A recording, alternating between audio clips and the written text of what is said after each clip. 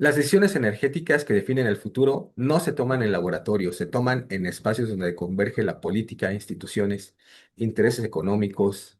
Hoy vamos a tener una conversación con la doctora Débora Ley, quien ha trabajado en el diseño de políticas energéticas a nivel internacional y entiende muy bien cómo funcionan todos estos procesos.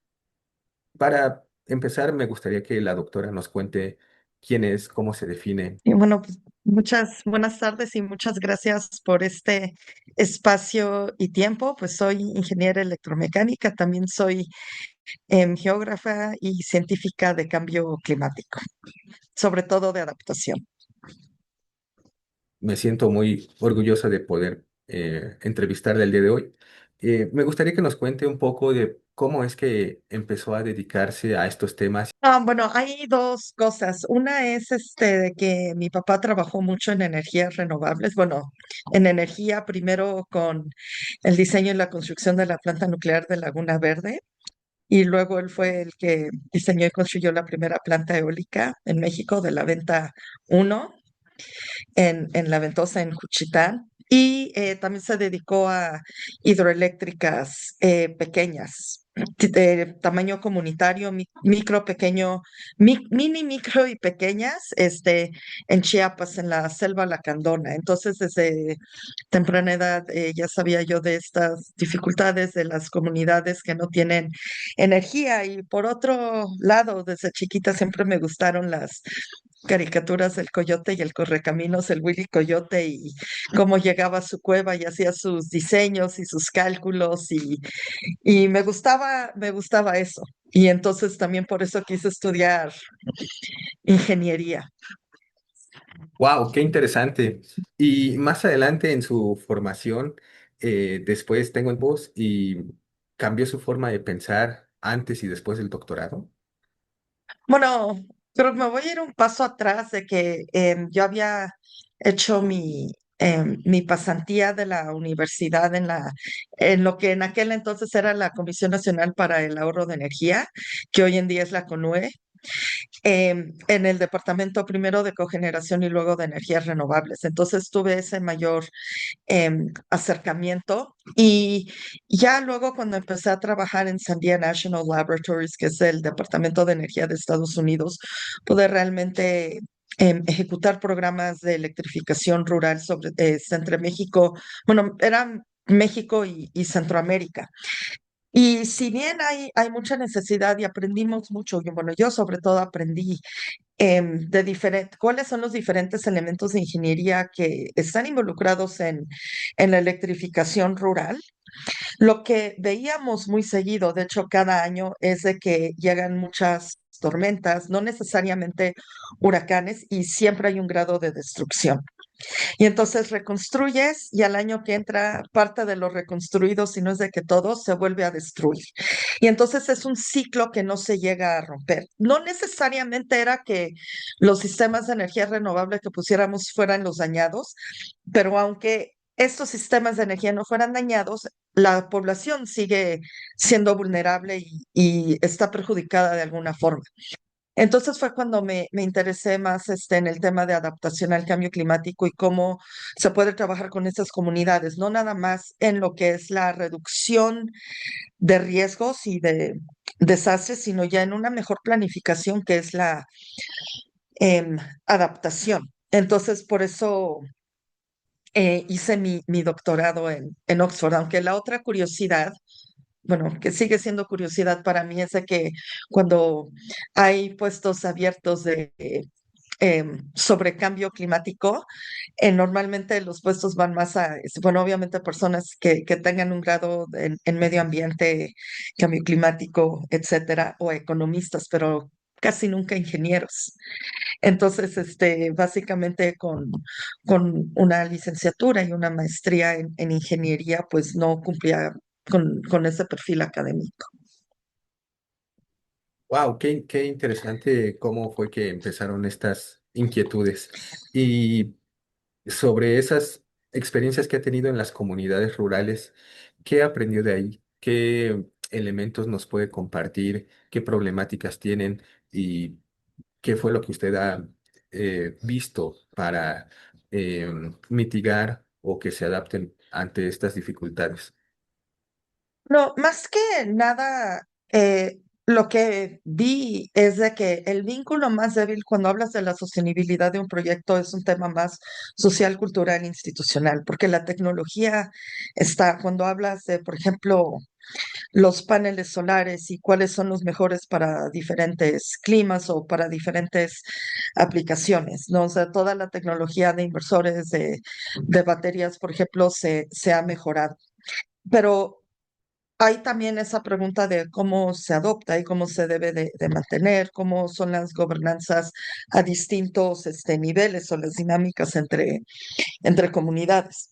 Entonces hay toda esta otra como ingeniería institucional y humana que también va de la mano. O sea, no es solamente una cuestión del equipo del hardware que se vaya a instalar y requiere mucho del trabajo con las personas.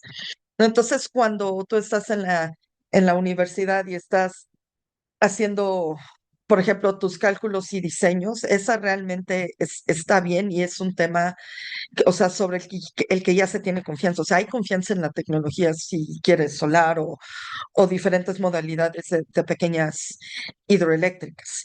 Pero sobre todo cuando estás trabajando con comunidades indígenas o con comunidades que fueron desplazadas de guerra civil, hay un tema más de confianza entre personas, ¿no? Entonces, confianza entre que de forma conjunta se pueda hacer un proyecto y que entre todos se deban de coordinar, ya sea como un comité, una asociación, una cooperativa, para sacar adelante el proyecto. Y eso es lo que normalmente toma más tiempo. O sea, en la parte técnica, algo que me gustó, por ejemplo, del laboratorio Sandí era de que dentro de los proyectos también hacíamos pilotos en la instalación de tecnologías nuevas. Entonces, por ejemplo, llegamos a instalar varios refrigeradores solares que se usan hoy en día en la estación espacial.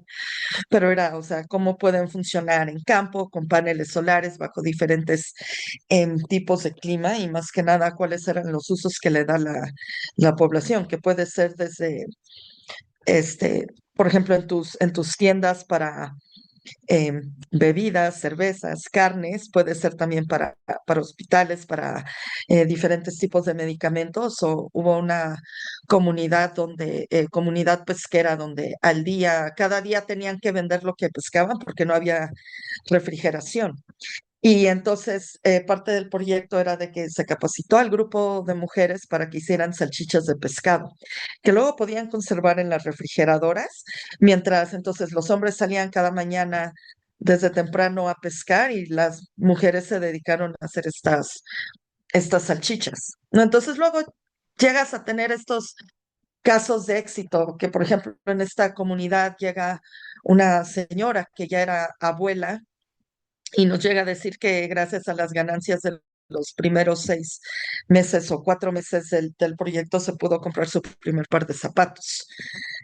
Y entonces, pues sí, ese tipo de proyectos da mucha satisfacción. ¿Cuál es la otra cara de la moneda? Es de que pues, o sea, si te pones a ver México en la parte sur-sureste de Chiapas, península de Yucatán y el resto de Centroamérica es una vulnerable a impactos del cambio climático, muchos fenómenos hidrometeorológicos que pues sí llegan a causar mucho daño, sobre todo si las comunidades no están preparadas o la infraestructura no es lo suficientemente resiliente.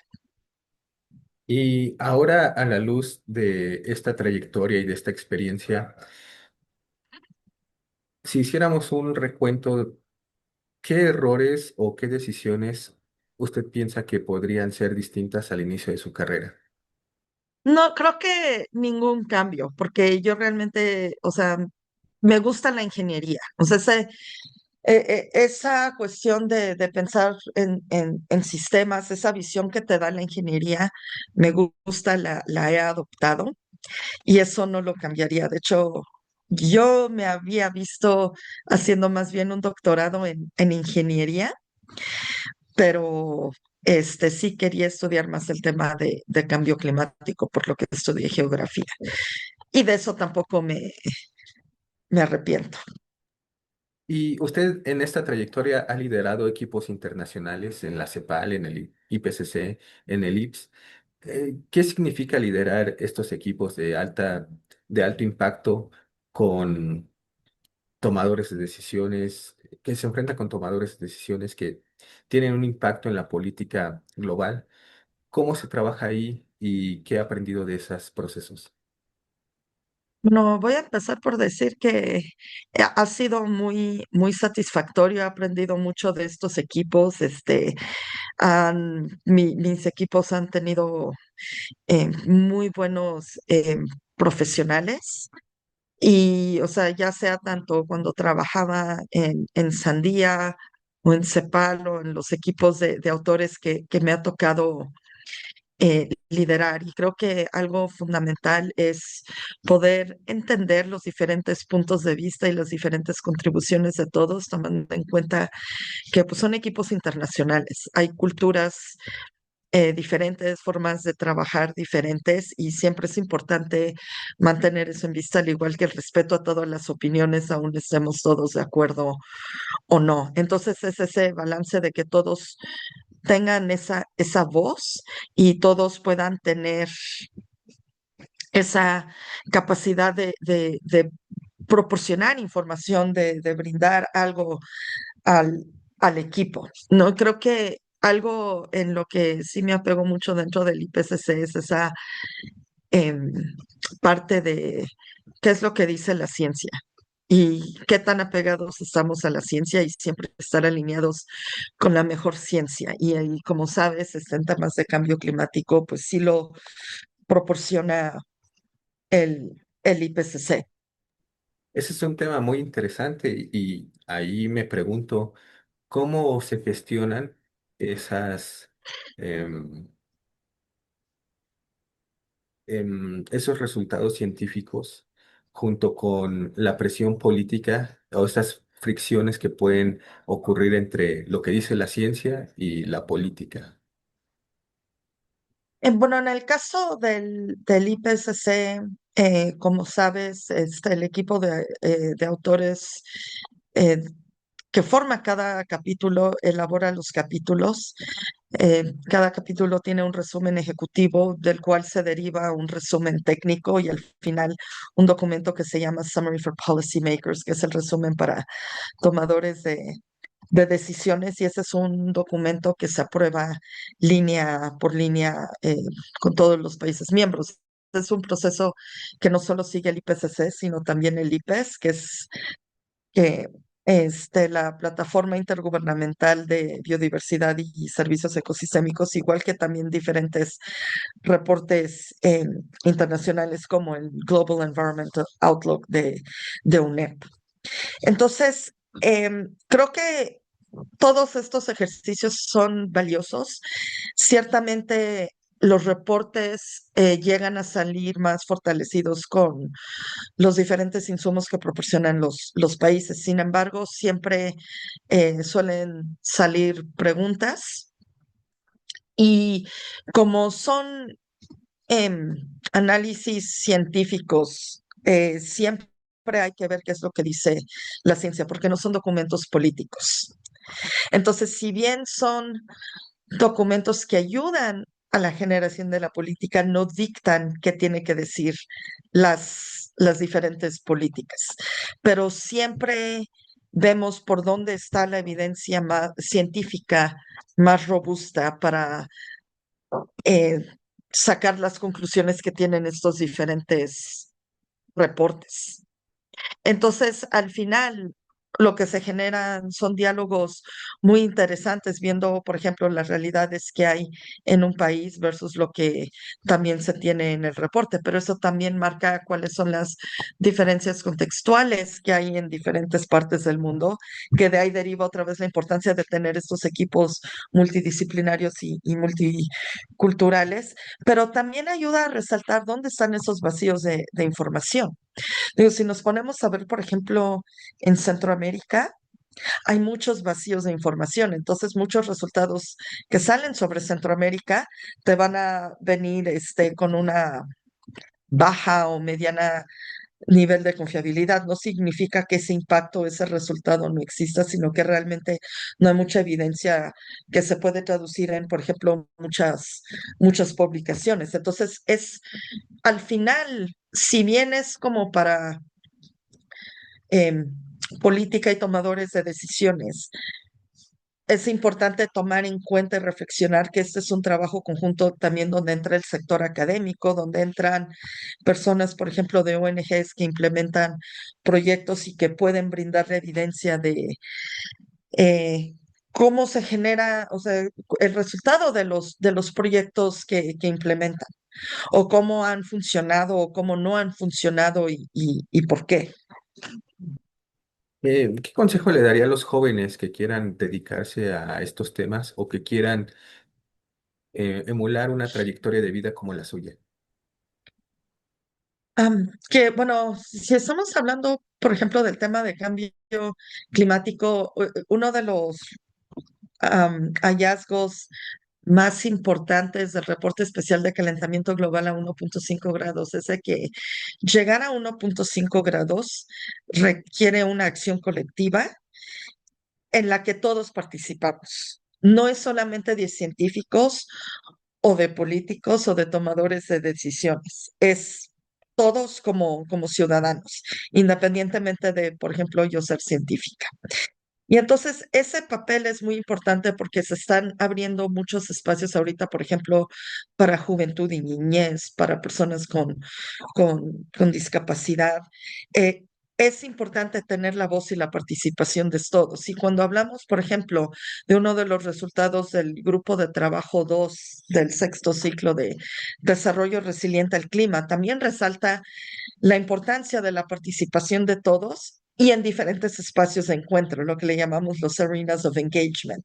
Y es donde se pueden generar estos diálogos, que puede ser en clases, pero también puede ser en conferencias, puede ser en diálogos con políticos, como en diferentes town halls, por ejemplo. Y entonces son esos espacios también que hay que aprovechar y que en los que cada uno de nosotros puede tomar parte, ya sea en nuestras escuelas, universidades, iglesias, comunidades, etcétera. Entonces, que esas voces son importantes, pero también que para abordar el cambio climático necesitamos eh, muchas disciplinas.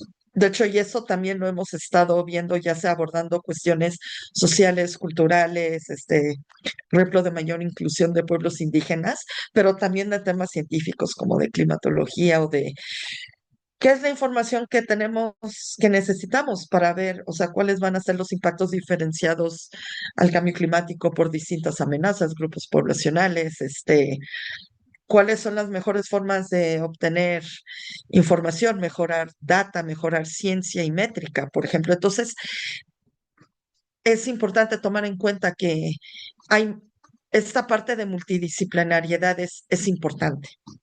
Entonces, que sí hay mucho campo, hay mucho trabajo que hacer y que todos podemos poner nuestro granito de arena para ayudar a resolver esta crisis de cambio climático. Y precisamente hablando hacia el futuro, ¿a usted qué le gustaría aportar o contribuir dentro de los siguientes 20 años? Bueno, creo que voy a empezar con los siguientes 4 o 5 años, porque ahorita estamos apenas iniciando el séptimo ciclo del IPCC y entonces creo que es también ver hacia qué nos está apuntando la ciencia más reciente desde que culminó el sexto ciclo y ver cómo hay países que ya están haciendo como los planes de acción nacional de cambio climático que van hasta 2040 o 2050. Entonces es también ir viendo esa evolución y tomar en cuenta de que si bien tienes como una planificación o un documento estratégico hacia el 2050, que también sean lo suficientemente flexibles para poder actualizarlos conforme cambien las circunstancias porque creo que si vemos también los últimos reportes. La ventana de reducción de emisiones, había una ventana crítica hacia el 2030 y luego hacia el 2050 para llegar a descarbonización, cero neto, etcétera. Entonces, en estos años sí es muy importante estar viendo dónde está la ciencia, qué opciones se están implementando, qué resultados nos está dando y tomar acciones realmente cuando todavía tenemos esa ventana de oportunidad. Y hablar de esta ventana de oportunidad es importante, sobre todo en temas de adaptación, porque como sabes, México, Centroamérica son regiones vulnerables. Y entre más aumentan los niveles de calentamiento global, hay sistemas que van a llegar a un punto de reversibilidad donde ya sea que las opciones de adaptación que implementemos no sean tan efectivas o porque ya no se puede implementar adaptación porque el sistema o ecosistema ya se perdió. No similar a, por ejemplo, una especie o sea, la diferencia entre una especie en peligro de extinción y una especie que ya está extinta y donde ya no se puede hacer nada. Entonces, es importante actuar todavía en esa ventana de oportunidad que tenemos antes de llegar a esos límites donde ya no podemos implementar adaptación. Y ahorita todavía estamos a tiempo de implementar mucha adaptación. Hay mucha evidencia que salió del sexto ciclo que dice que vamos a tener eh, alta efectividad, pero si esperamos pasar más tiempo en lo que siguen subiendo los niveles de calentamiento global, efectividad van a disminuir. Y entonces eso es algo que tampoco queremos, porque ¿cuáles van a ser ahora los impactos de la pérdida de esas especies o ecosistemas? O, por ejemplo, cuando haya comunidades o personas que ya tengan que migrar por niveles del mar o porque ya no hay tierra agrícola por desertificación, por ejemplo. Y en ese sentido, ¿qué tipo de transición energética es realmente viable? Bueno, creo que sabemos ahorita que tener 100% de energías renovables, esa opción no nos va a llevar al 1.5, pero sí se debe de considerar. Pero creo que aún hablando de energía renovable, creo que tenemos que ver bien cuáles son las diferentes proyecciones, por ejemplo, de lluvia, ¿no? Que hay muchos países en la región que tienen una alta generación hidroeléctrica, pero ahorita que estamos viendo que los patrones del niño se van a hacer más frecuentes, más intensos y la generación hidroeléctrica va a ser menor. Entonces, ¿cuáles son esas otras fuentes que pueden entrar que no sean de combustibles fósiles? Entonces, creo que, digo, voy a hacer el paralelo entre opciones de transición energética y opciones para llegar al 1.5, es de que realmente necesitamos una combinación de opciones y que no hay una sola opción que nos va a llevar a todo, porque vamos a necesitar más redundancia, porque también hay que tomar en cuenta que en tener un sistema energético robusto nos va a reducir la vulnerabilidad al cambio climático. Entonces, si bien es importante tomar en cuenta las energías renovables, también hay que tomar en cuenta dónde va a estar nuestra redundancia, sobre todo, por ejemplo, cuando venga algún evento extremo.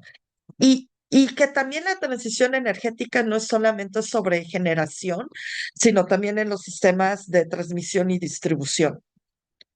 En muchos países del mundo, los sistemas de distribución ya están llegando al final de su vida útil y necesitan un upgrade, ¿no? Entonces, ¿cuáles son esos otros sistemas que nos por ejemplo, los smart grids, que nos pueden ayudar a incrementar esa confiabilidad y resiliencia de todo el sistema?